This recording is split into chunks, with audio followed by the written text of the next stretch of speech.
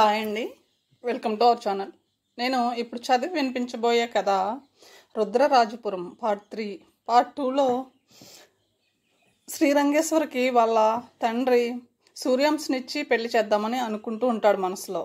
శ్రీరంగేశ్వర కన్నా అతను అన్నిటిలోనే తక్కువే అని ఆలోచిస్తూ ఉంటాడు. తర్వాయి భాగంలోనికి వెళ్దాం. అమ్మాయి గణితంలో దిట్ట.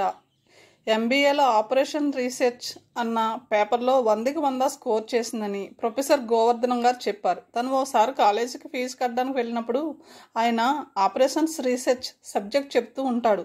మీ అమ్మాయి కోర్ కాన్సెప్ట్ అర్థం చేసుకున్నట్టు ఇంతవరకు అంటే గత 6 ఏళ్ళ ఎవ్వరూ అర్థం చేసుకోలేదు. షీ జీనియస్ అన్నారు.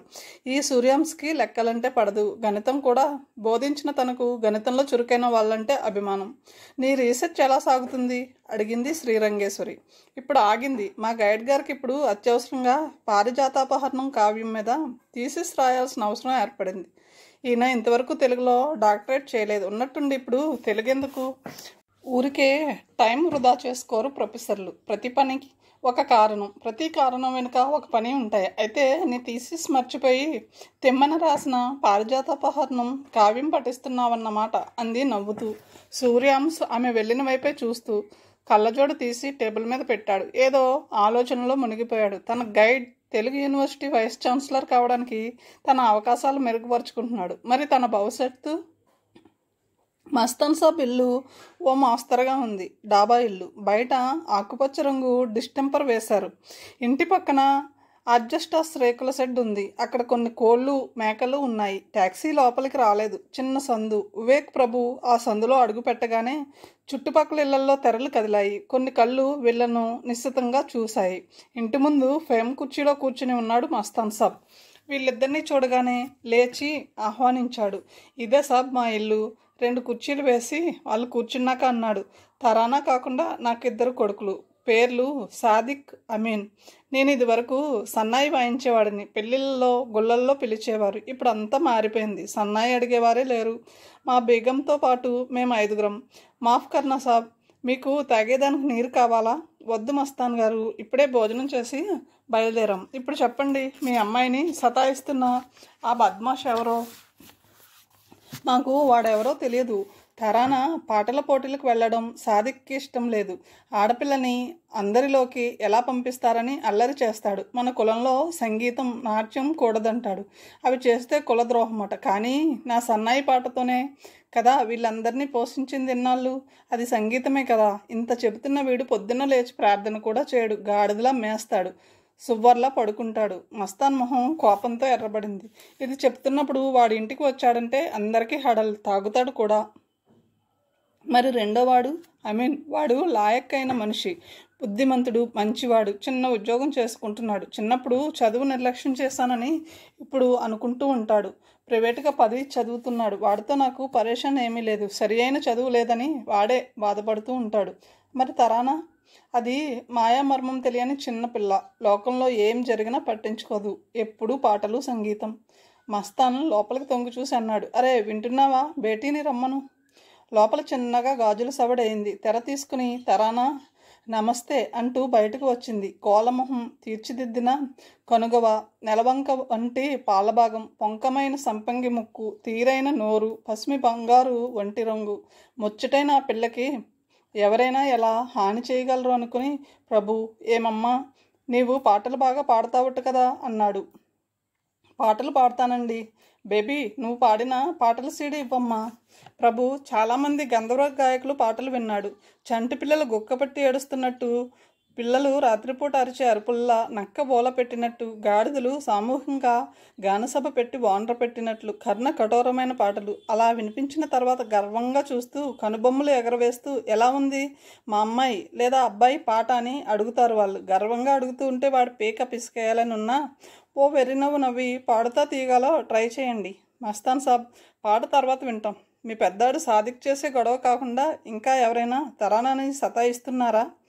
మొన్న సంగీత పోటీల్లో ఫస్ట్ వచ్చిన తర్వాత తాకిడి ఎక్కువైంది. కానీ వాళ్ళెవరూ హద్దు దాటలేదు. సాదిక్ ఎంతవరకు చదివాడు? వాడి బొంద 5 వరకు మిడిగాడు. ఆ పైన అబ్బలేదు. అంటే సాదిక్ యు ఆర్ ఫౌండ్ అని కానీ యు ఆర్ చోజన్ అని రాసే ఛాన్స్ లేదు. మీ అమ్మాయికి కానీ మీకు కానీ బాబ్జీ తెలుసా? వివేక్ అడిగాడు. బాబ్జీ ఎవరు? అడిగింది తరానా. తెలియదు సాబ్. మీ అమ్మాయికి పోలీస్ ఎస్కార్ట్ కావాలంటే చెప్పండి, ఏర్పాటు చేస్తాను, ప్రభు హామీ ఇస్తూ అడిగాడు. వద్దు సాబ్, కమోకా బద్నాం, అనవసరంగా పేరు చెడిపోతుంది. తరానా సీడీ ఇస్తూ సందేహిస్తూ ఉంటే ప్రభు అన్నాడు. అమ్మ భయపడకు, నీ సీడీ భద్రంగా తెచ్చి ఇచ్చే పూచి నాది. తలూపి తరానా ఇంట్లోకి వెళ్ళిపోయింది. బయటకు వచ్చిన తర్వాత వివేక్ అన్నాడు. మస్తాన్ సాబ్, పిల్లని ఒంటరిగా ఎక్కడికి పంపవద్దు. చీకట్లు రుద్రరాజపురాన్ని చుట్టుముడుతున్నాయి. చీకటి అన్నదాన్ని దరిచేరనీయకుండా విద్యుత్ దీపాలు పగలబడి నవ్వుతూ ఉన్నాయి. రాత్రి భోజనానికి క్యాంటీన్కి వెళ్ళాలా లేదా గదిలోకి తెప్పించుకోవాలని తర్జన భర్జన పడుతూ ఉన్నారు. ప్రభు, విపుల్, వివేక్ బయటకు వెళ్తూ ఉంటే ప్రభు ఆశ్చర్యంగా అడిగాడు. ఇప్పుడెక్కడికి? భోజనం చేసి విశ్రమించే క్రమంలో ఉన్నాం అందరూ, మీరు తిని పడుకోండి అని వివేక్ బయటకు నడిచాడు. ట్యాక్సీ ఎక్కి యూనివర్సిటీ గేట్ దగ్గర దిగాడు. మినుకు మినుకుమంటూ అక్కడ దీపాలు వెలుగుతున్నాయి. గేటు దగ్గర ఎవ్వరూ లేరు, ఉండరు కూడా. కొన్ని మైళ్ళు విస్తరించిన ఈ విశ్వవిద్యాలయ ప్రాంగణాన్ని కాపలా కాయాలంటే పెద్ద ఫోర్స్ కావాలి. వివేక్, ప్రభు వెళ్ళిన తర్వాత మస్తాన్ ఇంటి తలుపు ఎవరో తట్టారు. కౌన్ అంటూ తలుపు తీసింది తరానా తల్లి. తరానాకి పాటల పోటీలో ప్రైజ్ వచ్చినప్పటి నుంచి ఎవరో ఒకరు వస్తూనే ఉన్నారు. సినిమాలో పాడతారా? హీరోయిన్లా ఉన్నావు. యాక్టింగ్లో ఇంట్రెస్ట్ ఉందా? అడ్వాన్స్ ఎంత కావాలి? మాకు అగ్రిమెంట్ రాసిస్తావా అంటూ. మొదట్లో బాగానే సమాధానం ఇచ్చేవాళ్ళు. రోజు వచ్చే జనాన్ని చూసి ఇదెక్కడ గొడవరా బాబు అని విసుగొచ్చేస్తోంది. తరానా ఖండితంగా చెప్పేసింది తనకు సంగీతం తప్ప ఇంకా దేని మీద ఆసక్తి లేదని. అగ్రశ్రేణి హిందుస్థానీ సంగీత కళాకారులు అల్లావుద్దీన్ విలాయత్ ఖాన్, బిస్మిల్లా ఖాన్ల జీవన గమనాన్ని పుస్తకాల ద్వారా తెలుసుకుంటుంది. కాగా మన భాష తెలుగు అంటే అమిత అభిమానం. తెలుగు సంగీతానికి సరైన భాష అని తరానా అభిప్రాయం. రాగాలు స్వయంగా నేర్చుకుంది. హంసధ్వని, చారుకేసి, కీరవాణి, సింహేంద్ర మధ్యమ, మలయమారుతం వంటి కర్ణాటక రాగాలు నేర్చుకుంటుంది. ఇప్పుడే 15 నిండిన ఆ పిల్లకి సంగీతం ఒక మహాసాగరమని అర్థమవుతూ ఉంది. కానీ ఒక అనుమానం, తన కోరిక తీరుతుందా? తనను సంగీతం సాధన చేయనిస్తారా?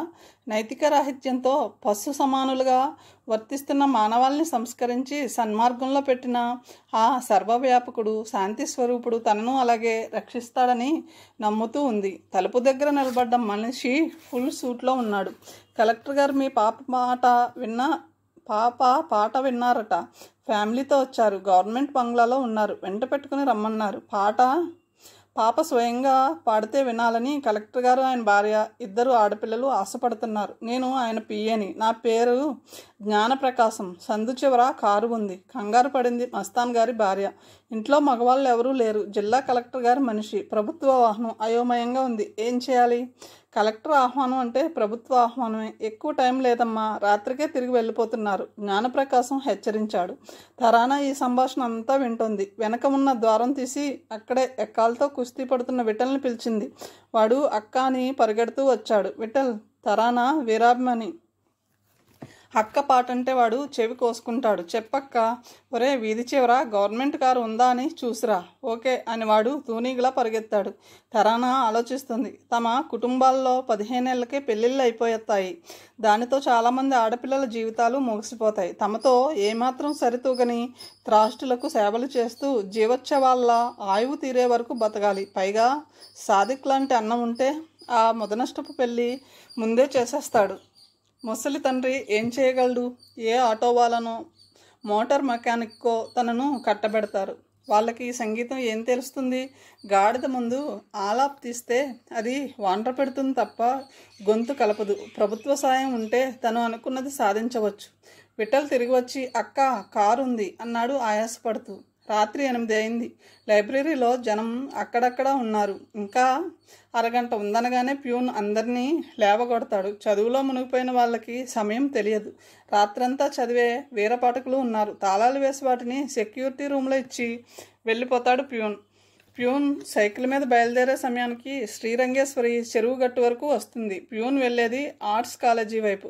శ్రీరంగేశ్వరి ఒక్కతే ఆ వైపు వెళ్ళేది. స్కూటీ స్టార్ట్ చేసింది. అప్పుడప్పుడు అనుమానం వస్తూ ఉంటుంది. ఈ వాహనం మధ్యలో ఆగిపోతే ఇంతవరకు అది జరగలేదు. నిశ్శబ్ద వాతావరణంలో గుహలా పెరిగిన చెట్ల మధ్య నుంచి శ్రీరంగేశ్వర వాహనం పోతూ ఉంది. ఇంజిన్ శబ్దం తిరిగి తిరిగి అక్కడే పలుమార్లు ప్రతిధ్వనిస్తుంది. హెడ్ లైట్లు చీకట్లను చీల్చుకుంటూ దారి చూపిస్తుంది. చెరువు సమీపిస్తుంది. ఆహారాన్ని చూసిన క్రూరం మొహంలో ఉండే ఆనందం ఆ చెట్లకి చీకట్లకి ఉంది. అవి ఆత్రంగా తనను ఎప్పుడు మింగుదామా అని చూస్తున్నట్టు అనిపిస్తూ ఉంటుంది శ్రీరంగేశ్వరికి. గుండె డబ్ బ్లబ్ శబ్దం వాహనం ఇంజన్లో పిస్టల్లా వేగంగా కొట్టుకుంటుంది. చీకట్లో బలమైన కాంతి కిరణం శ్రీరంగేశ్వర మొహం మీద ఫోకస్ చేయబడింది. రోడ్డు పక్క నుంచి 3 ఆకారాలు వాహనానికి అడ్డంగా నిలబడ్డాయి. శ్రీరంగేశ్వరి బ్రేక్ వేసింది అప్రయత్నంగా. ఆమె గొంతు తడి ఆరిపోతుంది. ఎప్పటి నుంచో భయపడుతున్న క్షణం వచ్చేసింది. బాబ్జీ ఎదురుగా వచ్చి శ్రీరంగేశ్వర వాహనం పట్టుకున్నాడు. ఆల్కహాల్ వాసన గుప్పుమంది. ఏమే, నా మీదే సాక్ష్యం చెప్తావా? పోలీసులకు చెప్పినది కోర్టులో కూడా జడ్జి ముందు కూడా చెప్తావా?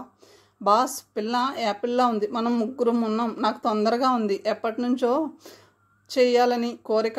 అన్ని మజాలు చూసా, ఇది చూడాలి. ఆహా, రేపని పేలుతున్నవాడు వాళ్ళలో ఒకడు. ఎముడి వాహనంలో దున్నపోతులా ఉన్నాడు. పళ్ళు కనబడేటట్టు ఇకిలిస్తూ ఉన్నాడు. నీకెప్పుడు తొందరే. ముందు ఈ అందమైన చీరలో ఏముందో చూసి.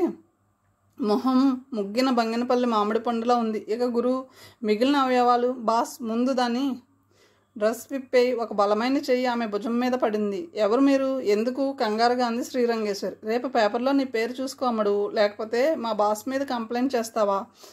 పర్రుమన్న శబ్దంతో ఆమె మెడ చుట్టూ ఉన్న చున్నీ చిరిగిపోయింది. తరానా ఎక్కిన కారు హైమవతి నది పక్క నుంచి బీచ్ మార్గంలో వెళ్తుంది. కొండ అంచున ఆగింది. తరానాకి అనుమానం వచ్చింది. ఏయ్, ఎక్కడికి తీసుకుపోతున్నావు?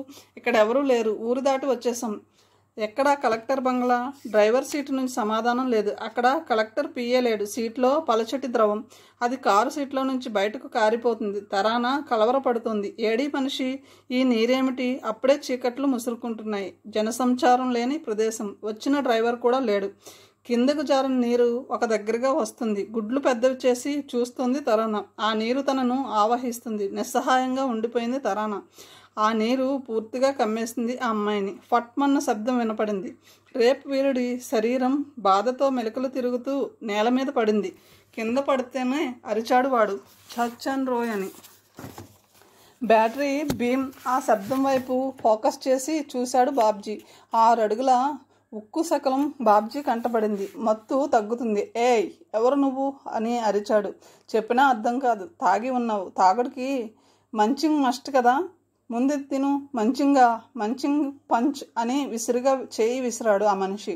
గొంతు కంగుమంటూ మోగింది. వెంటనే బాబ్జీ తల మీద ఒక దెబ్బ పడింది. గొంతు కరుకుతనానికి భయపడ్డ బాబ్జీ దెబ్బ పడుతుండటంతో దిమ్మ తిరిగిపోయింది. తూలుతూ లేచి రక్తం తుడుచుకుంటూ, ఏయ్, నేనెవరో తెలుసా అని అరిచాడు. ఈ గొడవ చూసి 3వవాడు చీకట్లో పిచ్చుగా పరిగెత్తాడు. వాడు చెరువు వైపు పరిగెత్తాడు. కొన్ని నిమిషాల వ్యవధిలో నీటిలో పెద్ద రాయి పడ్డ శబ్దం వినపడింది. బుడబుడమన్న శబ్దం ఆ నిశ్శబ్ద నిశీధిలో స్పష్టంగా వినపడింది. కొన్ని నిమిషాల వ్యవధిలో పోలీస్ వ్యాన్ అక్కడికి వచ్చింది. దాంట్లో నుంచి డిఎస్పి పురుషోత్తం దిగాడు. వెల్ వివేక్, ఏం చేయకపోతే నేనేమీ చేయలేనన్నాను, గుర్తుందా? ఇప్పుడు మీ వల్ల నాకు ఆధారం దొరికింది. ఇక వీడి ఆటకట్టు. వివేక్కి గుర్తు వచ్చింది. వాడు ఏమైనా చేస్తేనే కదా ఐపీఎస్ కింద బుక్ చేసి ముందుకు ప్రొసీడ్ కావడం. అంతా వెర్బల్ నోటి మాటలు మాత్రమే. సార్, మీరింత తొందరగా ఎలా రాగలిగారు? అంతా మా కవి గారి ప్రభావం అన్నాడు అక్కడే ఉన్న రాము వైపు చూస్తూ. పక్క నుంచి రాము నవ్వుతూ వచ్చాడు. నేను మధ్యాహ్నం ఇక్కడ కూర్చున్నాను. మేడం ఇదే దారిలో వస్తారు. నన్ను బాడీగార్డ్గా డిఎస్పీ సాబ్ అపాయింట్ చేశారు కదా. ఖాళీ కుండలో పైనుంచి నీళ్లు పోస్తున్నట్టున్నాయి రాము మాటలు.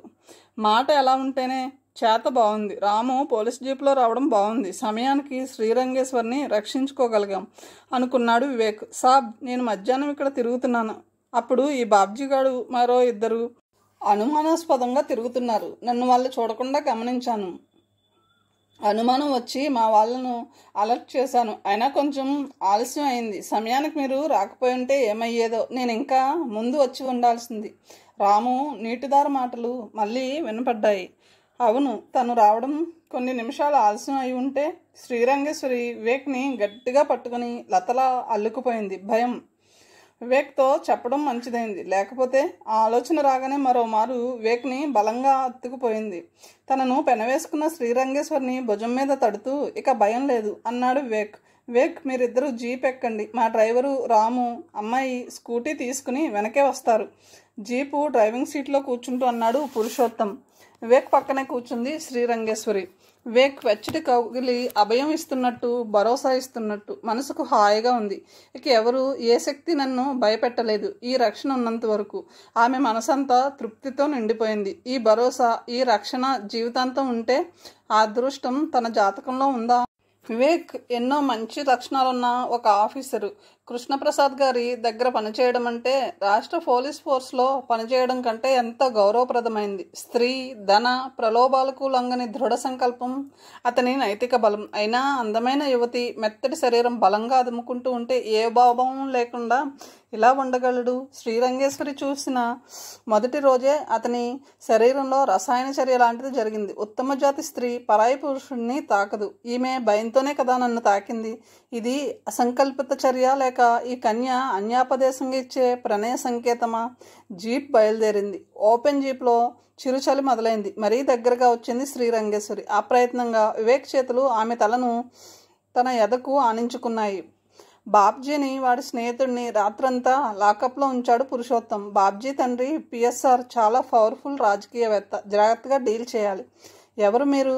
ఎందుకు ఆ అమ్మాయిని అటాక్ చేశారు? ఏమీ తెలియనట్టు బాబ్జీని మొదటిసారి చూసినట్టు మొహం పెట్టి అడిగాడు పురుషోత్తం.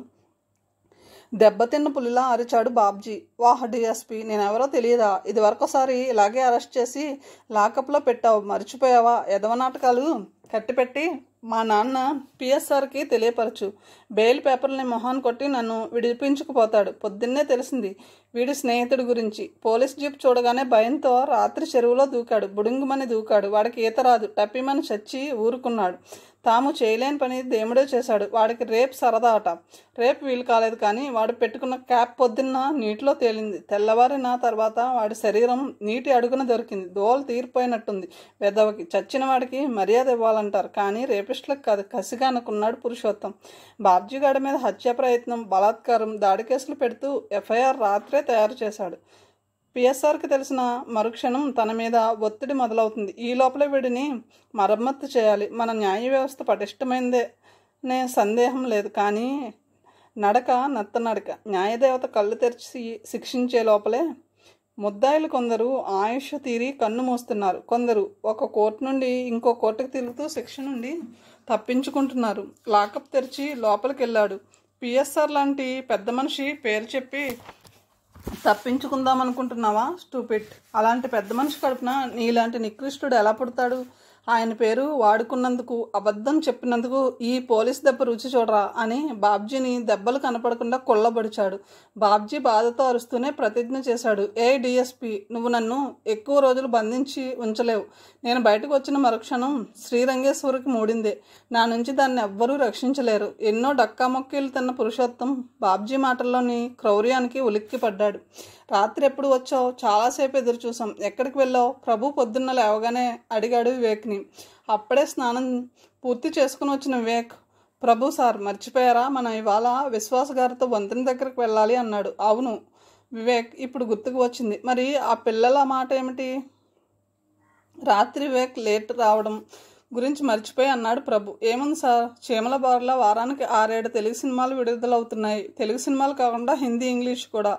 నిన్నలాగే ఇవాళ పెడతారు సినిమాకి. మనం రేపు ఫ్రీ అయిపోతాం, అప్పుడు తీసుకుపెడదాం వీళ్ళను బయటికి. అవును అన్నాడే, కానీ ఈ విపుల్గాడు ఏం హఠం చేస్తాడోనని అనుమానంగానే ఉంది ప్రభుకి.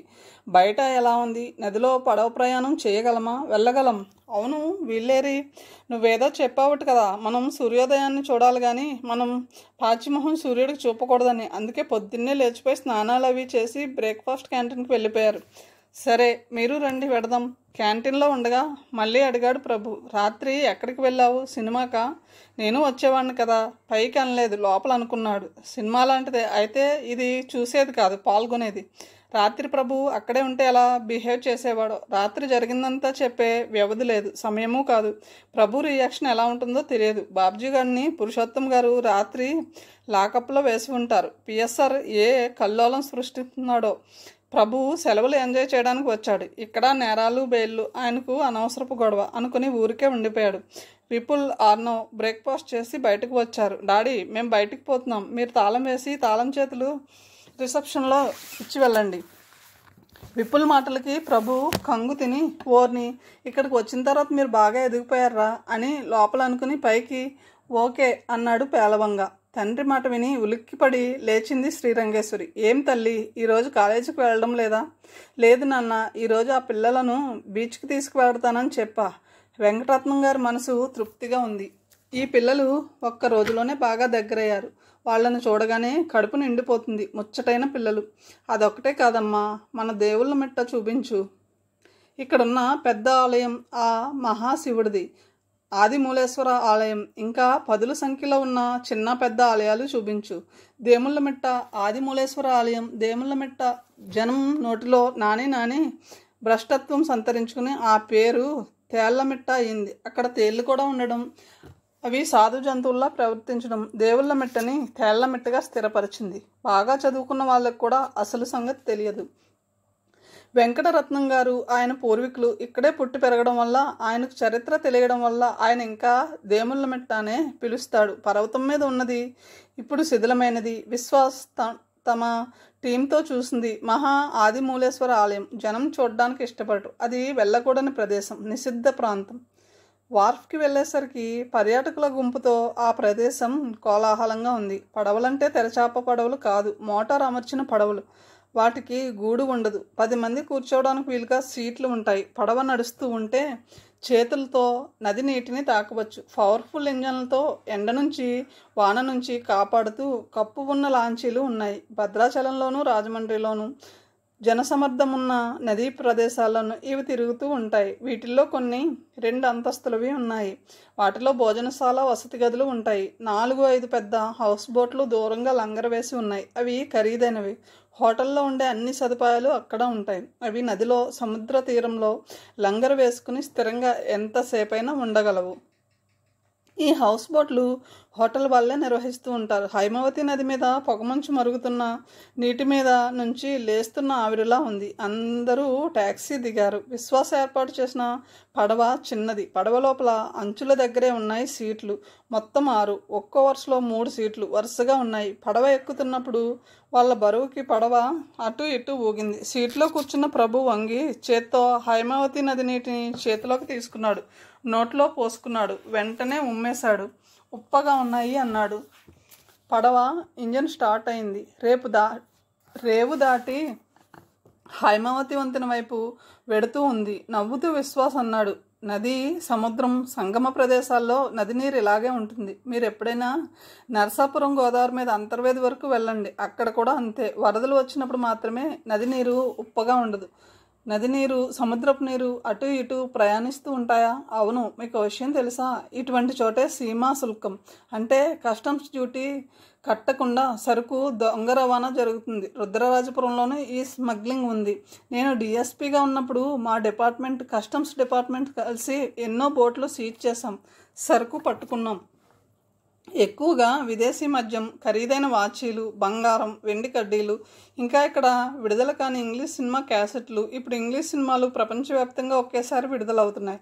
ఇప్పుడు సినిమా క్యాసెట్ల దొంగ రవాణా అంతగా లేదు. ఏం చేసేవారు?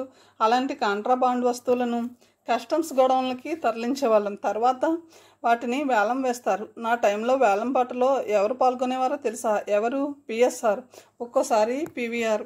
అప్పుడు ఒక పుకారు ఉండేది. అది వాళ్ళ సరుకే అని. అడపాదడపా పట్టుబడ్డా తమ సరుకుని తామే కొనుక్కునేవారని. పడవ వంతెన స్తంభాల దగ్గర ఆగింది. నదిలో గాలి కదలిక మొదలైంది. గాలికి కెరటాల కదలిక మొదలైంది. కెరటాలు స్తంభాలకు తగిలి మళ్ళీ వెనక్కి వస్తున్నాయి. పడవ అటు ఇటు ఊగుతోంది. ఈ స్తంభాల మధ్య దూరం ఎంత ఉంటుంది? ప్రభు అడిగాడు. దాదాపు 200 అడుగుల పైనే. నదికి ముందు, నది దాటిన తర్వాత కలిసి 33 స్తంభాలు కట్టాల్సి ఉంది. కనీసం 3, నది మొదట్లో 3, నది చివర 3 తీసేస్తే ఇంకా 26, 27 స్తంభాలు. అంటే బ్రిడ్జి స్పాన్ 5400 అడుగులు. అంటే 1 మైలుకు కొంచెం ఎక్కువ. మైలు లెక్క బుర్రకెక్కదు కానీ కిలోమీటర్లలో చెప్పండి. విశ్వాస్ మనసులోనే గుణించుకొని చెప్పాడు.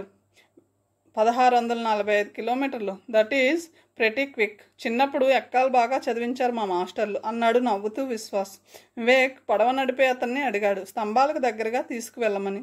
పడవ స్తంభాల దగ్గరగా వచ్చింది. 2వ నెంబర్ స్తంభం బేస్ నుంచి 80 డిగ్రీల కోణంలో వంగి ఉంది. అదే ఇది వరలో పూర్తిగా నీటిలో కలిసిపోయిన స్తంభం. మళ్ళీ కట్టి ఉంటారు. మిగిలినవి బాగానే ఉన్నాయి. లేదు, బాగానే ఉన్నట్టు కనిపిస్తున్నాయి. నిశ్చితంగా పరీక్షిస్తే గానీ తెలియడం లేదు. దాదాపు 5 సెంటీమీటర్ల మేర కోసినట్టుగా ఉంది. పడవని స్తంభం చుట్టూ నడపమని వివేక్ అడిగాడు. పడవ స్తంభం చుట్టూ తిరిగింది. చుట్టుకొలత దాదాపు 264 అడుగుల వరకు ఉండొచ్చు. 42 అడుగుల వ్యాసార్థం. వంతెన గట్టిగా నిలబడాలంటే చాలా విషయాలు పరిగణలోకి తీసుకుంటారు. నేల స్వభావం, నీటి ప్రవాహ వేగం, దీనిపై నడిచే వాహనాల బరువు, నీటిలో ఉప్పు సాంద్రత, సముద్రాలలో ఫైలింగ్ ద్వారా ఈ స్తంభాలు నిర్మిస్తారు. ఈ స్తంభాలు దూరం నుంచి బాగానే ఉన్నా ఇవి వంతెన నిలబడడానికి సరిపోవు. అరటిపండుని చాకుతో కోసినట్టు ఎవరో ఈ స్తంభాలను కోసారు. అదే ఆశ్చర్యం. ఎవరు చేయగలరు ఇంత నైపుణ్యంగా? వీటిని అలా కోయడానికి ఏ తరహా పరికరాలు ఉపయోగించారు? అసలు అలాంటి పరికరాలు ఉన్నాయా? ఈ బ్రిడ్జి రావడం ఎవరికో ఇష్టం లేదు, అందువల్లే ఇలా చేసి ఉంటారు. అలాంటి అవసరం ఎవరికి ఉంది? వివేక్ అన్నాడు. ఇంకెవరికి? ఆ పిఎస్ఆర్కే. తనకి కాంట్రాక్ట్ రాలేదని ఉక్రోషంతో చేసి ఉంటాడు. ప్రభు అన్న మాటలు వివేక్ మీద, విశ్వాస్ మీద ప్రభావం చూపలేకపోయాయి. నది ఇప్పుడు స్పష్టంగా కనబడుతూ ఉంది. పొగమంచు పూర్తిగా మాయమైంది. పడవలో నుంచి నదీ మార్గం చాలా దూరం వరకు కనపడుతుంది. నది పాము తోకలా క్రమంగా చిన్నదై వంపులో మాయమైంది.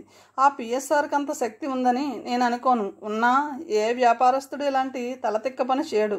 ఎంత కోపం ఉన్నా అనవసర నష్టం తలకు ఎత్తుకోడు. వివేక్ ఆలోచనతో ఏకీభవిస్తూ విశ్వాస్ అన్నాడు.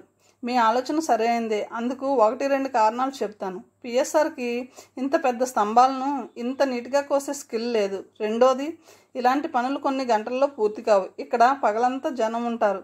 చీకట్లో పని చేయాలంటే ఫ్లడ్ లైట్స్ వేసుకుని చేయాలి. అది తప్పనిసరిగా పోలీసులకు, కస్టమ్స్కి తెలుస్తుంది. కానీ వాళ్ళెవరూ ఇది చూడలేదు. ఇది హై ప్రెసిషన్ జాబే కాదు, హై స్పీడ్ జాబ్ కూడా. అందుకే ఇది పిఎస్ఆర్ పని కాదని అన్నాను.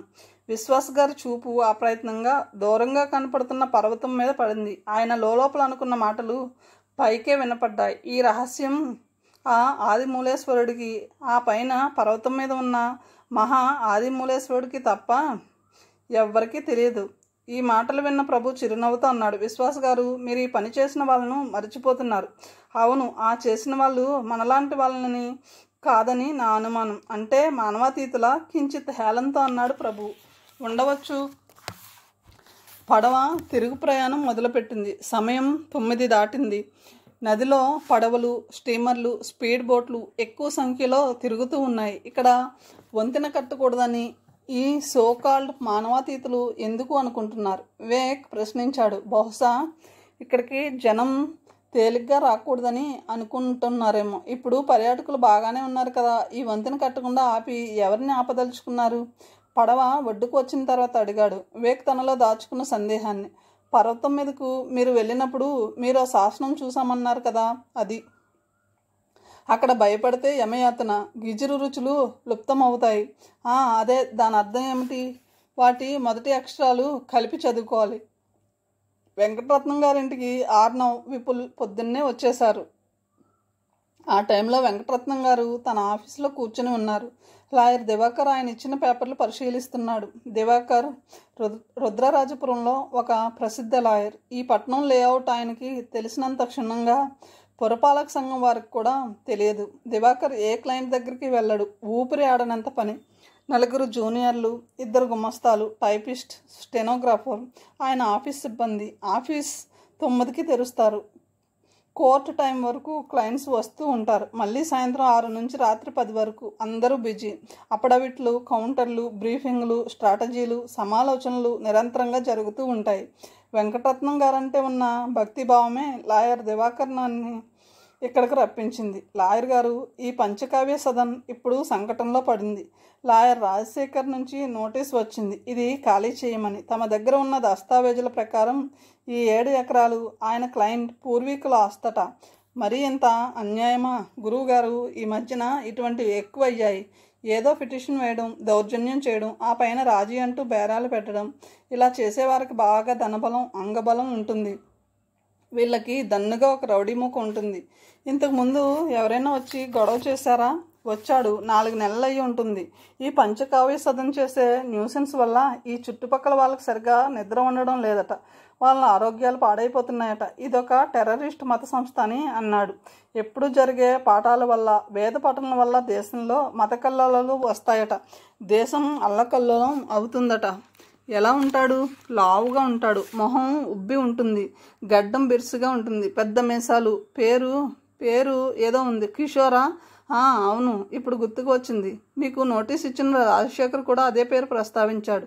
దివాకర్ వెళ్ళిపోగానే వెంకటరత్నం గారు పిల్లల్ని చూసి, రండి చిరంజీవుల్లారా, మీ పిన్ని మీకోసం ఎదురు చూస్తూ ఉంది అన్నారు నవ్వుతూ. శ్రీరంగేశ్వరి లోపల నుంచి వచ్చింది. అదిగో ఆంటీ వచ్చేసింది విపుల్ అన్నాడు ఆనందంగా. తెల్లటి పూల చీర కట్టుకుంది. ఎరుపు రంగు జాకెట్ వేసుకుంది. మెడలో సన్నని బంగారు కొలుసు, భుజాన బ్యాగ్, నుదుట చిన్న కుంకుమ బొట్టు. పొగమంచులో సూర్యుడిలా అందంగా మెరుస్తుంది. మీరేమైనా తిన్నారా? క్యాంటీన్లో వేడివేడి ఇడ్లీ ఉంటుంది. నెయ్యి, కారపొడి వేసుకుని తినిరండి. మనం చాలా దూరం నడవాలి. మా అల్పాహారం అయిపోయింది అంది. మేం బ్రేక్ఫాస్ట్ చేసే వచ్చాం పిన్ని, ఆర్నవ్ అన్నాడు. శ్రీరంగేశ్వరికి ఈ పిలుపులో కొత్త అర్థం గోచరించింది. దానిలో ఆర్ద్రత, ఆత్మీయత ఆమె మనసుని తాకాయి. మనం ముందు టూరిస్ట్ బోటులో నది మీద ప్రయాణం చేసి సంగం పెడదాం. పొద్దుకితే పోటువేల గాలి కూడా ఉంటుంది. పెద్ద అలలు ఉంటాయి. బోటుకి ప్రమాదం ఉండదు, కానీ కొత్త వాళ్ళకి భయం వేస్తుంది. మధ్యాహ్నం తెల్లమెట్టుకు పెడదాం. తేళ్లతో ఆడుకుందాం. వాటికి ఇష్టమైతే. మనకు భయం లేకపోతే అవి మనతో ఆడతాయి. వాళ్ళు పడవల రేవుకి వచ్చేసరికి వివేక్ ప్రభు ఎక్కిన పడవ ఇంకా ఒడ్డుకి తిరిగి రాలేదు. టూరిస్ట్ బోట్ సిద్ధంగా ఉంది. భారతీయులు, విదేశీయులు ఇంచుమించు సమాన సంఖ్యలో ఉన్నారు. బోటు బయలుదేరింది. విశ్వాస్ డ్రైవర్కి తెల్లమెట్ట అడ్రస్ చెప్పాడు.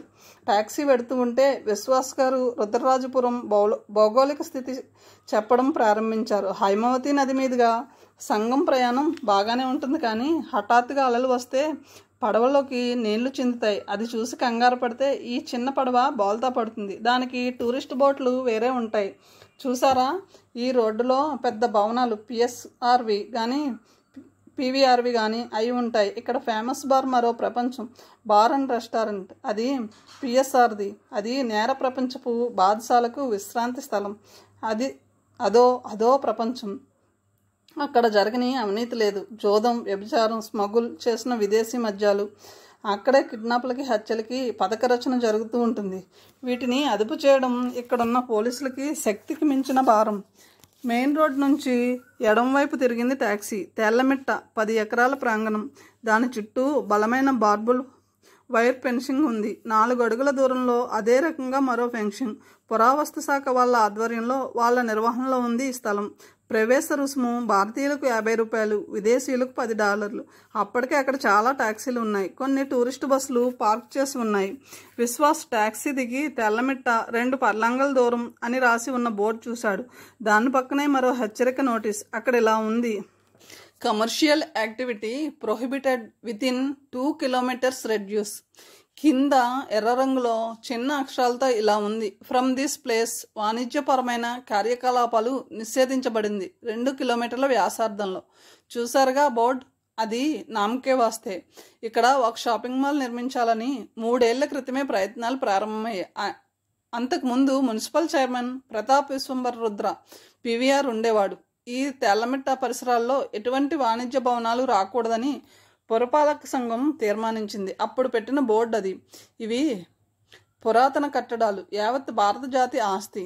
ఇక్కడ అప్పటికే జనావాసాలు ఈ మిట్ట దగ్గరకు వచ్చేసాయి. ప్రతి విషయం డబ్బు దృక్పోధనంలో చూసే ప్రజలకి, ప్రభుత్వాలకి ఈ కట్టడాల విలువ తెలియదు. తర్వాత అధికారం పెంచల శివలింగయ్య రావు వశమైంది. అప్పుడు ఎంట్రీ ఇచ్చింది మిలియన్స్ స్టోర్ చైన్. దాని యజమాని పెద్ద బిజినెస్ టైకూన్. పేరు సురేష్ వి మలానీ. ఉలిక్కి పడ్డాడు వివేక్. మలోనీనా? లో కాదులా అంటే జెట్ మలానీ. అద్వానీ, కంపానీ, విశ్వానీ, పమ్నానీ లాగా ఎందుకు అడిగారు? You are found, you are chosen అన్న ఉత్తరాల్లో కింద రాసిన చిన్న అక్షరాలు మలోనీ అని కదా. ఈ మలోనీకి ఏమైనా సంబంధం ఉందా? ఏదో గుర్తుకు వచ్చింది వివేక్ అన్నాడు తన ఆలోచనలకి ఫుల్ స్టాప్ పెట్టి. ఎందుకు గుర్తురాదు? మలానీ ఏం తక్కువడా? చిన్న చిన్న పనులు చేసుకుంటూ అర్ధాకలతో అలమటిస్తూ వేయించిన శనగలు, వేరుశనగ గింజలు తిని రోజులు వెళ్ళబుచ్చుతూ ఉండేవాడు. పెట్రోల్ బంకులో పనిచేసేవాడు. రకరకాల చిన్న వ్యాపారాలు, కాంట్రాక్టులు చేసేవాడు. అలాంటి వాడు లంచాలతో ప్రలోభాలతో బిజినెస్ ఎథిక్స్ పక్కన పెట్టి నెమ్మదిగా తన వ్యాపారాన్ని ఒక అంతర్జాతీయ స్థాయికి తీసుకువెళ్ళాడు. ఇదంతా జరగడానికి 2 దశాబ్దాల సమయం తీసుకున్నాడు. ఆ తర్వాత ఈ మలానీని అడ్డుకునేవారు లేకుండా పోయారు. ఈ మలానీకి ఖరీదైన లగ్జరీ లాంచీ ఉంది. ప్రతి వారాంతంలో అక్కడ బ్రహ్మాండమైన పార్టీలు జరుగుతాయి. ఉదయం మొదలైతే మర్నాటి సాయంత్రం వరకు సాగుతాయి. ఆ పార్టీలు ప్రముఖ వ్యక్తులకు మాత్రమే. రాజకీయ నాయకులు, ఉన్నతాధికారులు, సంఘంలో పలుకుబడి ఉన్న వారికే ఆహ్వానాలు అందుతాయి. అక్కడ అతిథి మర్యాదలు అపూర్వంగా ఉంటాయి. రకరకాల ఆహార పదార్థాలు, విదేశీ మద్యాలు, కళ్ళు చెదిరే దేశీ విదేశీ అందగత్తెలు, సెక్సీ సినిమా హీరోయిన్లు. అది నిజంగా మరో లోకం. అలాంటి ఒక పార్టీలో మలానీ పిఎస్ఆర్ని వశపరుచుకున్నాడు. భారీగా ముడుపులు ఇచ్చాడు. పీవీఆర్ టైంలో ప్రతిపాదించిన తీర్మానాలను తారుమారు చేశాడు. అసలు ప్రతిపాదన స్థానంలో మరి ప్రతిపాదన కాఫీని చొప్పించి ప్రభుత్వ అనుమతి సాధించాడు. అది ఇప్పుడు చట్టమైంది. ఆ ఫైల్ మార్చడానికి పురపాలక సంఘం చీఫ్ ఇంజనీర్ని, కొంతమంది సివిల్ ప్రాజెక్ట్ సిబ్బందిని కొనేశాడు మలానీ. వాళ్ళు ఒరిజినల్ ఫైల్ మాయం చేశారు. ఫార్జరీ సంతకాలతో అసలు ఫైల్లో ఉన్న గుర్తించిన నిషేధిత ప్రాంతాల మ్యాప్ని మార్చేశారు. అంటే మరో లోకం, మరో ప్రపంచాన్ని కలిసిందన్నమాట అని నవ్వి వివేక్ అడిగాడు. ఆ ఒరిజినల్ ఫైల్ ఎక్కడ ఉంది? అది మున్సిపాలిటీ ఆఫీస్లో ఎక్కడో ఉంది. పాత రికార్డులు భద్రపరిచే గదిలో ఉండి ఉంటుంది. దాన్ని బయటకు తీసి ఇక్కడ జరగబోయే సాంస్కృతిక విధ్వంసాన్ని ఆపలేమా? అసాధ్యం కాదు. కానీ అలాంటి పని చేయాలంటే పురపాలక సంఘం పాత రికార్డ్ రూమ్లో కొన్ని రోజులో వారాలో ఓపికగా వెతకాలి. నేను విశ్వంబర రుద్ర గారిని కలుసుకున్నప్పుడు ఆయన దాని ఆనవాళ్ళు చెప్పారు. ముదురు నీలం రంగు ఫైల్ బంగారం రంగులో ఉన్న టేప్తో కట్టి ఉంటుంది. దాన్ని ఒక ప్రత్యేక కవర్లో పెట్టి ఉంచారు. ఆ కవరు పైన నల్లటి పెద్ద తేలుబొమ్మ ఉందిట. మొదటి పేజీలో ఆపరేషన్ స్కార్పియో అని నల్లటి బ్లాక్ అక్షరాలతో ఉంటుంది. దాంట్లో ఆయన, ఇతర సభ్యులు సంతకాలు చేసిన ఒరిజినల్ పత్రి ఉంది. అది ఎవరు బయటకు తేగలరు? అంటే ఇప్పుడు ఆ తేళ్లమిట్ట ప్రాంతమంతా వ్యాపార కార్యకలాపాలతో, రణగణ ధ్వనులతో నిండిపోతుందన్నమాట. విశ్వంబర గారు ఒక ప్రణాళికాబద్ధ అభివృద్ధి కోరుకున్నారు. ఈ పిఎస్ఆర్కి డబ్బు యావ తప్ప సంస్కృతి, చరిత్ర పట్ల చులకన భావం ఉన్నట్టుంది. మలానీ ఇక్కడ భూమి పూజ చేసి పలు అంతస్తుల భవనానికి శంకుస్థాపన చేశాడు. ఇక్కడ షాపింగ్ కాంప్లెక్స్ పెడితే గంటకి 250 నుంచి 300 వరకు వినిమయదారులు వస్తారని మలానీ అంచనా. అప్పుడు ఈ స్టోర్ టర్నోవర్ కోట్ల రూపాయల్లో ఉంటుంది. ఎందుకు ఆ పని ముందుకు సాగలేదు? పురప్రజలు అభ్యంతరాలు పెట్టారు. అనుభవజ్ఞుడైన మలానీకి తెలుసు, ఇలాంటి ఉద్యమాలు ఎంత ఉధృతంగా ప్రారంభమవుతాయో అంతే వేగంగా అణిగిపోతాయి. స్వతఃసిద్ధంగా అణగకపోతే ఉద్యమ నాయకులను ఎలా దారికి తెచ్చుకోవాలో మలానీకి వెన్నతో పెట్టిన విద్య. కానీ ముఖ్యమైన అడ్డంకి అది కాదు. మెయిన్ రోడ్డుకి కాంప్లెక్స్ మధ్యనున్న స్థలం. దానిలో వేద పాఠశాల నడుపుతూ ఉన్నారు. అది మూసేస్తే కానీ ఈ మిలియన్స్ స్టోర్ చైన్ కట్టడం కుదరదు. ఈ కల్చరల్ రేవ్ ఆపలేమా? ఇదంతా వింటున్న ప్రభు అడిగాడు. పీవీఆర్ టైంలో ప్రతిపాదించిన ఒరిజినల్ ఫైల్ సంపాదించగలిగితే ఈ వేద పాఠశాల మీద ఒత్తిడి మొదలై ఉంటుంది. అవును, ఎవరు నడుపుతున్నారు ఈ పాఠశాల?